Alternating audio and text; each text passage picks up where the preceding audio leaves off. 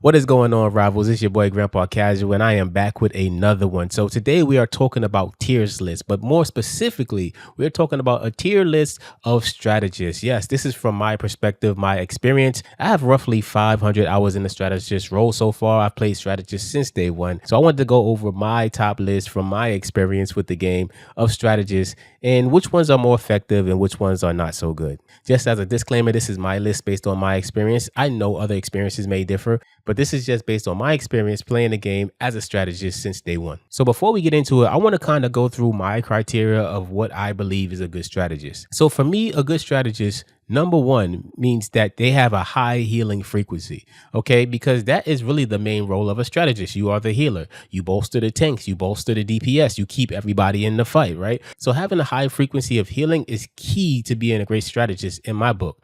Secondly, you must have the ability to do some damage and help the team deal damage to the other team. Like, it's one thing to be able to sit in the corner and have 50,000 heals, but then you have zero eliminations, you have zero damage, and you're just like healing all the live long day, putting all the pressure on the DPS, putting all the pressure on the tanks and saying, hey, my job is to heal. I'm not gonna do any damage at all because I am here to heal. That is my job, right? That's one way of approaching it. But I kind of feel like if you do that alone, you're kind of selling your team short and you're giving them kind of almost like a 5v6 vibe. This is just my feelings on it. That's how I feel. But hey, I know people may feel differently. So with that being the case, let's start with Mantis, right? So Mantis, in my opinion, is not S tier, but she is A tier. Why is she A tier and not S tier? I'll explain it right now. So at the end of the day, a lot of her abilities are to bolster the other people around her. She does pretty good DPS, but she really bolsters more than anything, I believe. From my experience, she's not really a high frequency healer. I would not be comfortable at the end of a match. Last second is going down. We need help, and Mantis is the only support left, and she doesn't have an ult. I just don't see it working out. I don't see her being able to flip or change the tide of a game. And now, as far as being able to deal damage, she can deal significant damage, especially with headshots. But overall, as a healer, I feel like she's so-so. She's not bad, but she is not the top tier of healers. Next, we have Adam Warlock. So Adam Warlock is A tier as well, and he barely made it into this tier, and I'll tell you why.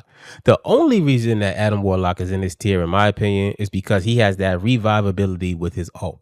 I feel like that is so clutch. Imagine at the end of the game, Jeff comes and swoops up your whole team, throws them off the map, and then Adam Warlock is able to bring you all back, right back into the fight for another chance to win the game. I feel like that is so clutch. But as far as his healing abilities now, he's not above Mantis at all because I feel like his healing ability is kind of weak, okay? He has the soul bond and it's cool. It's all right, but it's not like a high frequency thing. So if I'm in a match and I main Invisible Woman. So if I main Invisible Woman, right, and I'm in a match with Adam Warlock as the second healer, I'm like, well, you know what? I'm going to be the primary healer here because I know I'm going to do more healing than him.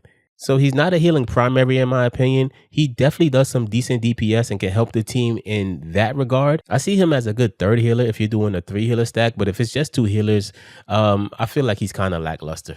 Next, we have Invisible Woman, the one that I main, and I main her for a reason. She is S tier, and I'll tell you why. She has the ability to turn the tide of a match very easily. That's number one. Her ultimate has the ability to cancel a lot of the ultimates out there. Let's just talk about it. There are a lot of ultimates that can come from the enemy team that are very powerful, that can really turn the tide of a match, right? So when we think about Emma, right, her ultimate can really turn the tide of a match. She can pull everybody in and there's nothing you can do about it, right? Invisible Woman can counter that. If we talk about the Thing, right, if he does his ultimate, everybody's caught up in it, guess what happens? You get immobilized and you can get wrecked by the rest of the team, right? Invis can counter that. Let's talk about Penny. She does her ult. It's not too bad, but guess what? If you're low on health and she's putting mines all over the place, it could be bad. Invis can counter that. Let's talk about Doctor Strange, the Eye of Agamotto, right? He freezes everybody in place. You can get wrecked. Invis can counter that. Let's talk about Groot. He immobilizes everybody, right? Invis can counter that. She can negate the damage of many ults. Let's even talk about Punisher, right? He does Judge, Jury, Executioner. He can mow everybody down, turn the tide of a match. Invis can counter that. So a lot of the big ults out there that can really mess up a match and really turn the tides for the enemy team, she can counter it with her ultimate every single single time. If you know what you're doing, if you know your placement, and if you understand the character very well.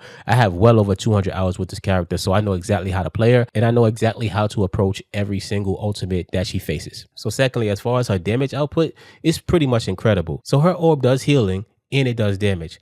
So what happens is if your team is grouped up and you shoot an orb, it will go through your team, bounce back and forth 3 times and deal healing that way. I feel like that is just simply amazing. And guess what? If there are enemies in the mix, they get hit and she does damage with that too. You can't ask for more of that. She also has the orb that she throws that pulls everyone in. Another great one because she can actually sneak in some damage when everybody's grouped up and fighting. She can actually sneak in some damage without having to go into the fight and really get caught. Another really good tool in her tip is the double jump for sure. I can escape most dives with that jump. If you know how to time it correctly and you have patience, you can almost escape every single dive out there.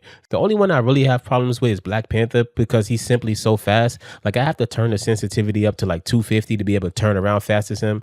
I'm getting the timing down, but he's the only one that kind of gives me trouble. Iron Fist, Spider-Man, the rest, I could get away from them quite easily. So with her ability to counter ults, the ability to escape, and the ability to do significant damage, even with her melee attacks, she is like the #1 strategist in my book. Next, we have Cloak and Dagger. Cloak and Dagger is interesting. I'm going to put them S tier as well for the simple fact that the kid is crazy. Actually, you know what? I'm not even going to lie. I would put Cloak and Dagger before Invisible Woman. And here's why. Cloak and Dagger's kit is like the best of both worlds. Clearly, obviously, you have Cloak and Dagger. First of all, I think one of the best things is that if you get dove as a strategist, which happens a lot, you actually have some type of defensive ability when you switch to Cloak, right? You could blind them, you could hit them with the hit scan. It does a lot of damage. So I really like that about them. She has the bubble. So the kit is really crazy. I think that because of this kit, she is #1. So as far as the healing goes, you really don't even have to aim. Like, I've never really seen a cloak that did less than 90% accuracy on any game that I've been in because it's really easy. It's really easy to heal, and you could do a significant amount of healing. She has the bubble. She has the heal wall, and the cooldowns aren't too bad for all of those things. So I think given that, she's just like a step ahead of Invisible Woman for that reason. Because with Invisible Woman, right, when I get dove, I have to kind of like evade. When I'm Cloak and Dagger, I don't have to evade. I can just like throw down a bubble and fight back. And typically I can get Captain America off me. I get Spider-Man off me. I get most dives off me. Magic I get off me. So yeah, I think just because of that, she can stand her ground and continue to heal after fighting off the dives and stuff like that. I give her top tier. Like her and Invisible Woman are kind of like neck and neck, but those are the top two. Okay, next we have Ultron, and Ultron can stay exactly where he is indeed because in my opinion, he does way more DPS than healing. I feel like the healing frequency is just not up to par. Like, I don't feel like he was designed to be a healer up front. I feel like he was designed to be a duelist, and they kind of just switched him to healing because he does more damage than he really does healing, right? The bot is cool, right? But if I'm in a pinch, I don't want that bot because the bot really doesn't do much. Maybe if I'm at like 1 HP and he throws the bot, cool. It heals everybody in the radius too, but it's just like too far in between. I feel like his kit needs a little bit more healing. Like, I feel like the beam that he throws should do some type of healing or something like that, but he seems like more damage oriented. And if I'm on the team with him, if I'm Sue or if I'm Cloak, I'm kind of mad because I'm like, we're only 2 healers and I'm going to be the one carrying healing. I see him in matches, from what I've seen in my experience, doing about 20k max per match. Which is not bad, but I feel like that's like the top tier of players who are really doing 20k with him, and you have to deliberately want to be on your healing grind with that. But yeah, he's not my first pick at all for healer. Maybe for DPS, preferably. He's more like Adam Warlock, where like if he's a 3rd string healer, yeah, but even that, I feel like he's not really much of a factor when it comes to healing. So Ultron stays on D. For sure. Loki, I'm going to give him B. I mained the Loki for a long time. Loki is not a high frequency healer at all. He does have his abilities. Like, he has good ability to escape, so I give him that. He can do some significant damage if he has all 3 clones, but people can destroy the clones really easy. So his clones are equivalent to Sue's shield, which is another thing in her kit that I forgot about that just takes her top tier. Her shield heals as well as shields. So it's just like, her kit is crazy, but it's about the same as far as his clones and her shield. They're 250 HP. They don't last very long. So it's really not much of a factor. He has the rune healing lamps and everything like that, but they don't really last long. They don't have durability. Like if those had more durability to them, I would probably put him A tier, but they really don't. Like you could destroy those in a couple seconds, even as invis, like 3, 4 orbs, they're done. So that means you're not really getting much healing from that. His shots to heal are you get 12, but you gotta really be on point. And if you don't have all 3 clones, you're really not really doing much. It's kind of like Loki is really easy to counter and defeat. Like he does have the ability to steal ult, so I guess that's cool. But guess what? You still gotta charge that up. And it doesn't take long to charge up his ult, but overall, I don't feel like that makes him a good healer because at the end of the day, let's say somebody picks Adam Warlock, right? Like if you're with a Adam Warlock main, right, you're in trouble. Right? You're in trouble. If you're with Mantis, right, you're kind of in trouble. Like if you're with if you're with Cloak and Dagger, if you're with Invis or something like that, yeah, that's a good team up. But it's really dependent on the team up that he has with whether or not that ultimate is really gonna be worth anything, right? So yeah, he's B tier. He's not the best healer in my opinion. He does do some damage, but when it comes to healing, I'm not really feeling him in that role, to be honest with you. Jeff, I'm going to give S tier. And I'm going to give him S tier for one single reason. His water beam shot, like his water beam can now do damage and heal, right?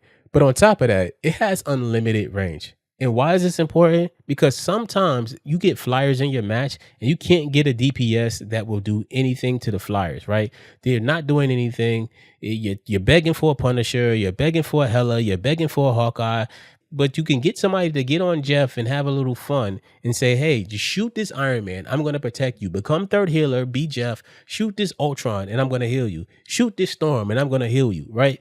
So at least if you can touch those flyers and aggravate them enough, that's more than enough. That's all we need in a match. And Jeff can do that and heal at the same time. His bubbles are okay. I like when they were burst healing instead of healing over time, but that is what it is. His ult is great as well.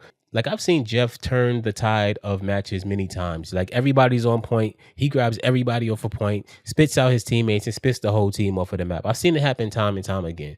When he catches people slipping, he can really, really save a match for you. So that's why I give him S tier because he does have the ability to change a match. And also he can escape pretty well. You can't swim under the ground as long as you used to, but at the same time, I still think that's pretty valuable. So Jeff is essentially, he's okay. Now, so Luna Snow is S tier. She's above Jeff for sure. But I don't know if she passes Invis or if she passes Cloak. But she is definitely one of the best healers in the game. And I'll tell you why. Number one, her healing is really good. Like her kit is great. I like her ability to escape as well. She can definitely get in and out of a fight really good. I feel like that freeze for a couple seconds is massive in a game. Not only for when like your teammates are attacking enemies, but whenever you get dove, you can freeze and get up out of there really fast. Her movement is quick as hell, especially when she starts skating away. I love that about her. She's a really good healer at the end of the day. And anytime I'm stacked up with her, I don't primary her, but when I'm stacked up with her, I feel really good. No matter who's playing, I just feel really good. Now, the problem I have with her is that her ult is dependent on the person that's using it.